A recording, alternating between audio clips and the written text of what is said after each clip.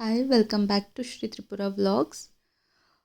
ತುಂಬ ಅಂದರೆ ತುಂಬಾ ಬಟ್ಟೆ ಇತ್ತು, ಯಾವುದನ್ನು ಕೂಡ ಮಡ್ಚೋಕ್ಕೆ ಆಗಿರಲಿಲ್ಲ. ಎಲ್ಲನೂ ಒಂದು ಸೈಡ್ ಎತ್ತಿಟ್ಟು ಈಗ ಮಾತಾಡ್ತಾ ಅತ್ತೆ ಜೊತೆನೂ ಮಡ್ಚುತ್ತಾ ಎತ್ತಿಡ್ತಿದ್ದೀನಿ. ಇನ್ನು ನನ್ನ ಮಗಂದ ಅವನ ತುಂಟಾಟ, ಅವನ ಆಟಗಳನ್ನ ನೋಡ್ತಾ ಎಲ್ಲನೂ ಮಡ್ಚುತ್ತಾ ಇದ್ದೀನಿ. ನೀವು ನೋಡ್ತಾ ಇರ್ಬೋದು. ಕೆಲವೊಂದು ಸಲ ಅದೇನೋ ಗೊತ್ತಿಲ್ಲ, ಈ ಬಟ್ಟೆ ಮಡ್ಚೋದು ಅಂದ್ರೇ ಇಷ್ಟ ಆಗಲ್ಲ, ಮತ್ತು ಪಾತ್ರೆ ಜೋಡಿಸೋದು ಅಂದರೆ ಇಷ್ಟ ಆಗಲ್ಲ. ಅದೇನೋ ನನಗೆ ಸ್ವಲ್ಪ ಆಗಾಗ ಆ ರೀತಿ ಅನ್ನಿಸ್ತಾ ಇರುತ್ತೆ. ಅದನ್ನು ಕೂಡ ಎಲ್ಲನೂ ಮಡಚಿ ಎತ್ತಿ ಇಟ್ಬಿಟ್ಟು ಇನ್ನು ಪಾಪಗೂ ಕೂಡ ಹಾಲು ಕಾಯಿಸಿಡೋಣ ಅಂತ ಕಾಯಿಸಿ ಎತ್ತಿಟ್ಕೊಂಡೆ. ಮತ್ತು ಶುಂಠಿ ಬೆಳ್ಳುಳ್ಳಿ ಪೇಸ್ಟ್ ಕಂಪ್ಲೀಟಾಗಿ ಖಾಲಿಯಾಗಿತ್ತು. ಅದನ್ನೆಲ್ಲನೂ ನೀಟಾಗಿ ಮಾಡ್ಕೊಳ್ಳೋಣ ಫ್ರೆಶ್ ಆಗಿ ಅಂತ ಶುಂಠಿನ ಬೆಳಗ್ಗೆನೇ ತೊಳೆದು ಎಲ್ಲನೂ ನೀಟಾಗಿ ಒಣಗಿಸಿ ಎತ್ತಿಟ್ಕೊಂಡು ಅದನ್ನು ಜಜ್ಜಿ ನೀಟಾಗಿ ಶುಂಠಿ ಬೆಳ್ಳುಳ್ಳಿ ಪೇಸ್ಟ್ ಕೂಡ ಮಾಡಿಕೊಂಡೆ. ನೀವು ನೋಡ್ತಾ ಇರ್ಬೋದು. ನಾನಿಲ್ಲಿ ಉಪ್ಪು ಮತ್ತು ಅರಿಶಿನ ಹಾಕ್ಕೊಂಡು ನೀಟಾಗಿ ಮಿಕ್ಸ್ ಮಾಡಿ ಎತ್ತಿಟ್ಕೊತೀನಿ. 1-2 ತಿಂಗಳು ಆರಾಮ್ಸೆ ನಾವು ಬಳಸ್ಬೋದು. ಉಪ್ಪು ಹಾಕೋದ್ರಿಂದ ತುಂಬ ಫ್ರೆಶ್ ಆಗಿರುತ್ತೆ. ಇನ್ನು ಫ್ರಿಡ್ಜಲ್ಲಿ ಇಟ್ಟರೆ ಏನೂ ಹಾಳಾಗಲ್ಲ. ನಾನು ಇದನ್ನು ಬರೀ ಬಾತ್ ಆಗಿರ್ಬೋದು ಅಥವಾ ಬಿರಿಯಾನಿ ಆಗಿರ್ಬೋದು ಈ ರೀತಿ ಮಾಡೋದಕ್ಕಷ್ಟೇ ಬಳಸ್ಕೊಳ್ಳೋದು.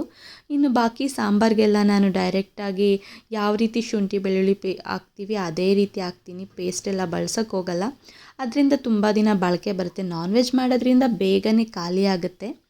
ಅದು ಬಿಟ್ಟರೆ ಇನ್ನು ನಾನ್ ವೆಜ್ ಮಾಡಲಿಲ್ಲ ಅಂತಂದರೆ ಅಷ್ಟು ಖಾಲಿ ಆಗೋಕ್ಕೆ ಹೋಗಲ್ಲ. ಅದರಿಂದ ಎಲ್ಲನೂ ನೀಟಾಗಿ ಪೇಸ್ಟ್ ಮಾಡಿ ಎತ್ತಿಟ್ಕೊಂಡ್ಬಿಟ್ಟೆ.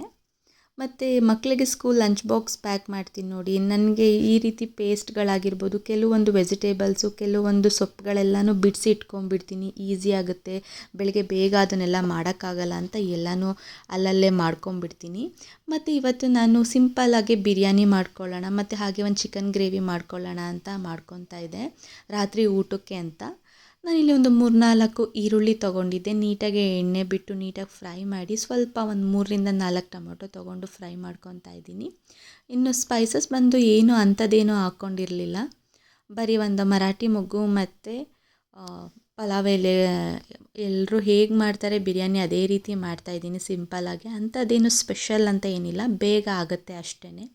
10 ಮಿನಿಟ್ಸಲ್ಲೆಲ್ಲ ಮಾಡಿಬಿಡ್ತೀನಿ. ಏನಕ್ಕೆ ಅಂದರೆ ನನ್ನ ಪಕ್ಕದಲ್ಲಿ ಆಲ್ರೆಡಿ ಚಿಕನ್ನೇ ಬೇಯಕ್ಕೆ ಇಟ್ಕೊಂಡಿದ್ದೀನಿ. ಅದು ಬೆಂದಿರುತ್ತೆ. ಅದರಿಂದ ಬೇಗನೆ ಬೇಯೋದ್ರಿಂದ ಬೇಗನೆ ಮಾಡ್ಬೋದು.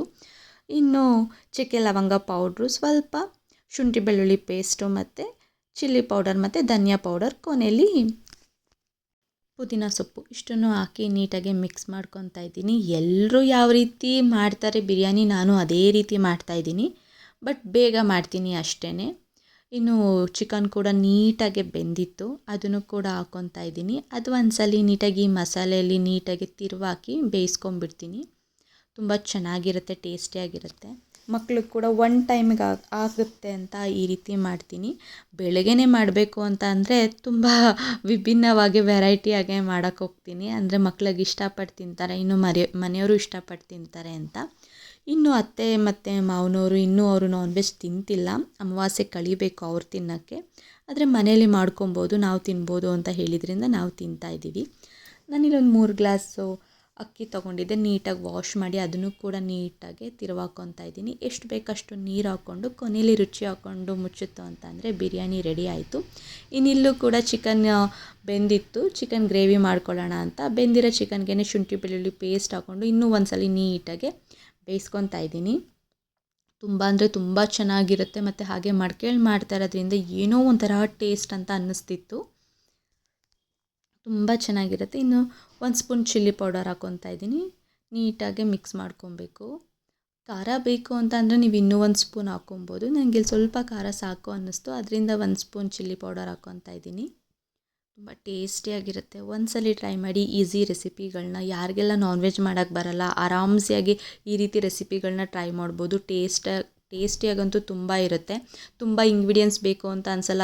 ಅದು ಹಚ್ಕೊಬೇಕು ಇದು ಮಾಡಬೇಕು ಅನ್ನೋ ಟೆನ್ಷನ್ ಇರಲ್ಲ, ಆರಾಮಾಗಿ ಮಾಡ್ಬೋದು. ಇನ್ನು ಕೊನೆಯಲ್ಲಿ ನಾನಿಲ್ಲಿ 1 ಸ್ಪೂನ್ ಮಟನ್ ಸಾರು ಪೌಡರ್ ಹಾಕ್ಕೊಂಡು ಕೊತ್ತಂಬರಿ ಸೊಪ್ಪು ಹಾಕ್ಕೊಳ್ತಾ ಇದ್ದೀನಿ. ಒಂದು 10 ಮಿನಿಟ್ಸ್ ಅಥವಾ 5 ಮಿನಿಟ್ಸ್ ಬೇಯಕ್ಕೆ ಬಿಟ್ಟರೆ ಅದು ಕೂಡ ರೆಡಿ ಆಗುತ್ತೆ. ಇನ್ನಿಲ್ಲಿ ಮೊಸರು ಬಜ್ಜಿ ಇಲ್ಲ ಅಂತ ಅಂದರೆ ಅದೇನೋ ನನಗೆ ಬಿರಿಯಾನಿ ತಿನ್ನೋಕ್ಕೆ ಆಗಲ್ಲ. ಅದು ಚಿಕ್ಕ ವಯಸ್ಸಿಂದನೂ ರೂಢಿ ಆಗಿಬಿಟ್ಟಿದೆ. ಅದಕ್ಕೆ ಕೂಡ ಇಲ್ಲಿ ನಾನು ಮೊಸರು ಬಜ್ಜಿ ಮಾಡ್ಕೊತಾ ಇದ್ದೀನಿ. ಅದಿದ್ರೇ ನೋಡಿ ಊಟ ಕಂಪ್ಲೀಟ್ ಅಂತ ನನಗನ್ಸೋದು. ನಿಮ್ಗೆ ಯಾರಿಗೆಲ್ಲ ಮೊಸರು ಬಜ್ಜಿ ಇರಬೇಕು ಬಿರಿಯಾನಿಗೆ ಒಂದ್ಸಲ ನನಗೆ ಕಮೆಂಟ್ ಮಾಡಿ.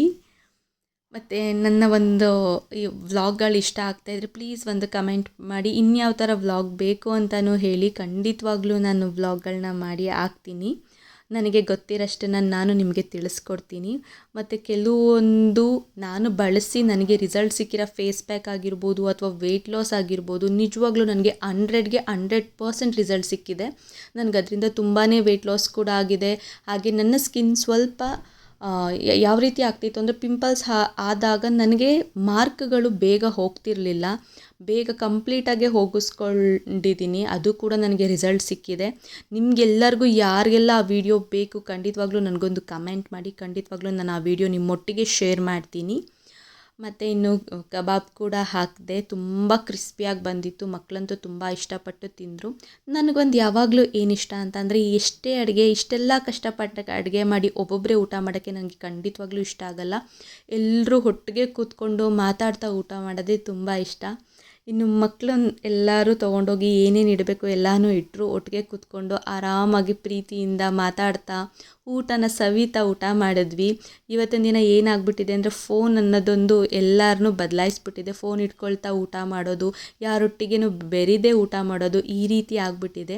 ಆದರೆ ಎಲ್ಲರೊಟ್ಟಿಗೂ ಬೆರೀತಾ ನೀವೆಲ್ಲರೂ ನಿಮ್ಮ ಫ್ಯಾಮಿಲಿ ಜೊತೆ ಟೈಮ್ ಸ್ಪೆಂಡ್ ಮಾಡ್ತಾ ಊಟ ಮಾಡಿ. ಆಗ ಸಿಗೋ ನೆಮ್ಮದಿನೇ ಬೇರೆ. ಎಷ್ಟೇ ಕಷ್ಟಗಳಿದ್ರೂ ಮರ್ತೋಗ್ಬಿಡುತ್ತೆ. ನನ್ನ ಒಂದು ಅನಿಸಿಕೆ. ನಿಮಗೆ ಈ ವ್ಲಾಗ್ ಇಷ್ಟ ಆಯಿತು ಅಂತ ಅಂದ್ಕೊಳ್ತೀನಿ. ಇನ್ನು ಮಗಳಿಗೂ ಕೂಡ ಊಟ ಹಾಕ್ಕೊಟ್ಟು ನಾನು ಕೂಡ ಊಟ ಎಲ್ಲರೂ ಒಟ್ಟಿಗೆ ಕೂತ್ಕೊಂಡು ಊಟ ಕೂಡ ಮುಗಿಸಿದ್ವಿ. ಹೀಗೆ ಸಪೋರ್ಟ್ ಮಾಡಿ. Thank you.